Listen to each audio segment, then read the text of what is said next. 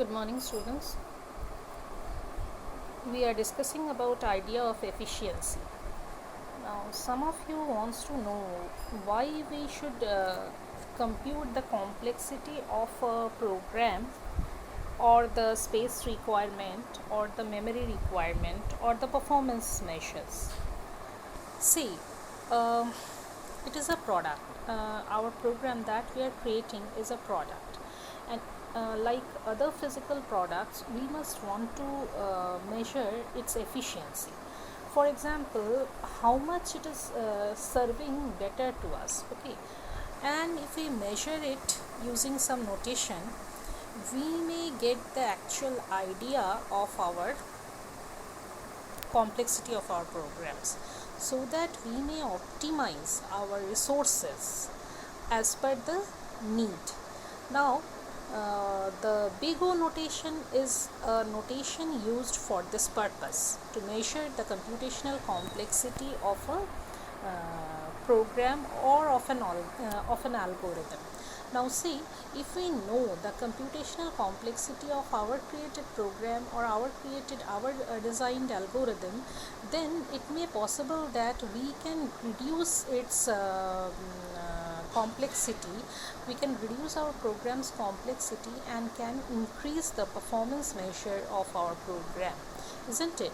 So it is very much needed to design a very optimized program that must be useful in terms of space requirements, in terms of speed requirement, in terms of number of lines, etc. So our complexity of program must be reduced. Then if we won't measure it, then how can we understand what is the computational complexity of our program? That's why it's very much needed to measure the computational complexity. Okay, last day we have seen big O notation, and we have seen several programming construct and their computational complexity. See, in last day we have a small program here, in which I have told you that there is one multiplication, one addition, and one assignment. See, one multiplication, one addition, and one assignment here. This is the assignment operator. So in this way there are three operations altogether, and since there are two loops, inner loop and the outer loop, which executed altogether 16 times. So actually the number of operations that are executed over here are 16 multiplied by 3, 48. So 48 times this statement will be these operations are executed. Okay, so in this example the order is 4 square r. Why? Because 4 into 4 is 4 square, and r is the number of operation in one single statement. So in this way the order of computational complexity of this program is order of 4 square r. Okay, similarly we have seen several other construct and their computational complexity. For example, loop, nested loop, consecutive statements, if then statements, etc. Today I am going to discuss logarithmic runtime that we have not discussed yet.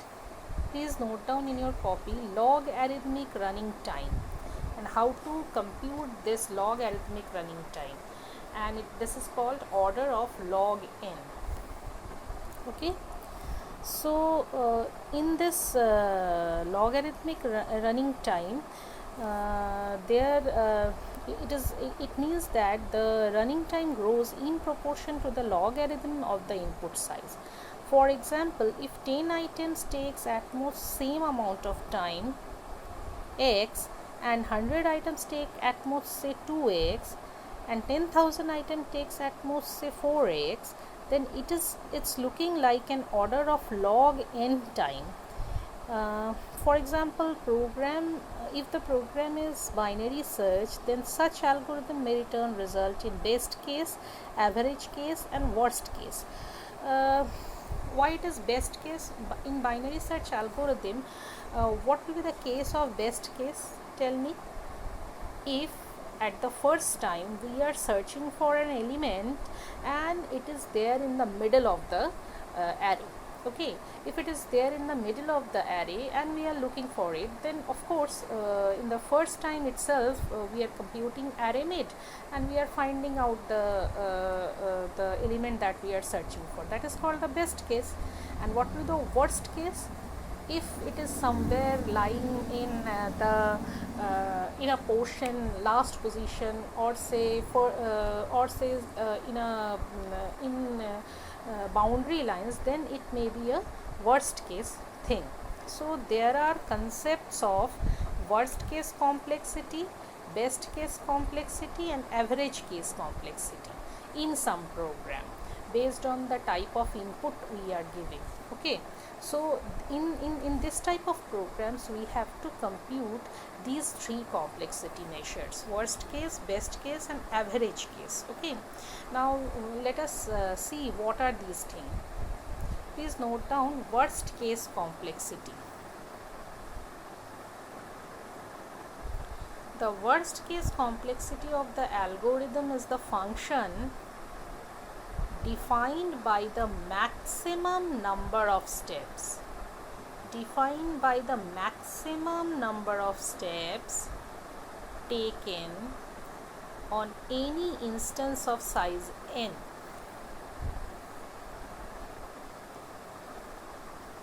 It represents the curve passing through the highest point of each column. And similarly, in the definition, the best case complexity will be, please note down, best case complexity of the algorithm is the function defined by the minimum number of steps taken at any instance of size n. It represents the curve passing through the lowest point of each column. And then we have average case complexity of the algorithm. It is the function defined by the average number of steps taken on any instance of size n. So these are the three cases: worst case, best case, and average case. For example, I am again repeating, in case of binary search or say in linear search, if the element is there in the middle of the thing, so in binary search, say the element that I am looking for is there in the middle of the array, in that case it will be the best case complexity, because at that time we are finding it in the very first step. So we have to go for minimum number of steps, isn't it? So we have to go for minimum number of steps, and the worst case will be the maximum number of steps we have to look for, isn't it? So these are the types of complexity that is to be computed, in which the case will be based on the number of input. Okay, so let us see the logarithmic running time order of log n of binary search. So see, in case of binary search, please note down logarithmic running time of binary search in terms of number of operations. In case of best case, it will be order of 1, because only one comparison we require. Actually just one item x is in the middle of the array. So the best case will be when the item x is middle of the array, of course. And in case of worst case, it will be order of log n comparison. In case of worst case, it will be order of log n comparison. Why? Because in this case the item x does not exist in the array. It may happen that the array the item does not exist in the array, and each recursion or iteration of binary search, the size of the admissible range get halved.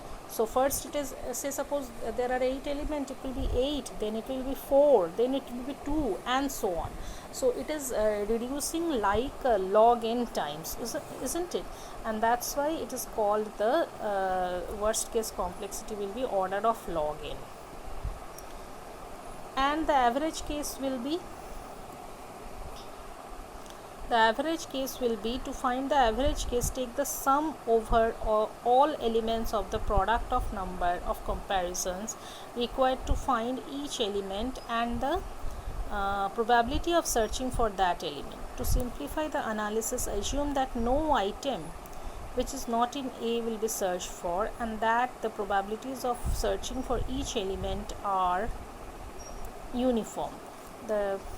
So in that case also, it is the average case complexity will be order of log n. So you must learn these things. This may be asked in the examination. What is the best case complexity of binary search, or whatever algorithm you have heard of? So basically binary search is much more important. So best case complexity, you have to write order of 1 comparison. Worst case complexity, you have to write order of log n comparison. Only this much is important. Now the difference between order of log n and order of n is extremely significant when n is large. For n is large, it is extremely significant. So the practical problem, it is crucial that to avoid order of n searches. For example, suppose your array contains 2 billion values. Linear search would involve about a billion comparison. Binary search would require 32 comparison only. Okay, so for large value, these two are significant, order of log n and order of n. Otherwise, there is not much difference between these two.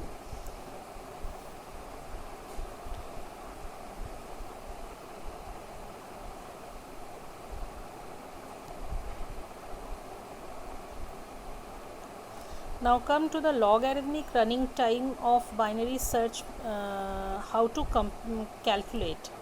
The most commonly used big O notation in case of binary search may be order of 1, which always terminates in about the same amount of time regardless of the input size. And order of log n takes a fixed additional amount of time each time the input size doubles. And order of n takes twice as long as to finish if the input size doubles. Order of n square and order of 2n. Order of n square takes 4 times as long as the input size gets doubles. And order of 2n increases exponentially, 2 to the power n. It is 2 to the power n. See students, this is order of n square. Okay, and this is order of 2 to the power n. Okay, so it is order of 2 to the power n, it increases exponentially. Okay, now here we have given a tabular representation of input size. If it is and the time to complete it is written. So if the input size is 1, then order of 1 is 1, order of log n is also 1 because log 1 is 1, order of n is 1, order of n square will be 1, and order of 2 to the power n is also 1. But if it is 2, then similarly you have to compute all the table value. Order of 1 will be 1, but order of log n will be 2, order of n will be 2, but order of n square will be 4, and order of 2 to the power n will be 4. If the input size is 4, in that case order of 1 is 1, order of log n is 3, order of log n is not 3, but it should be 2, because 2 to the power 2 is 4. So log 4 will be 2. It should be 2. Order of n will be 4, order of n square will be 16, and order of 2 to the power n will be 16. And for in case of 8, order of 1 is 1, but order of log n is 3. Here it should be 3, because 8 is nothing but 2 to the power 3, and that is 3 log 2, that is 1. Log 2 is 1, and here Actually log n's value is not showing here correct.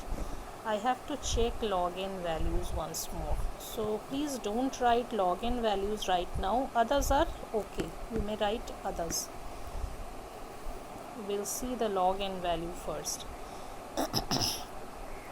Okay, so this much is for today. In the next day we will see the measurement of time taken by a Python program. Okay, thank you very much.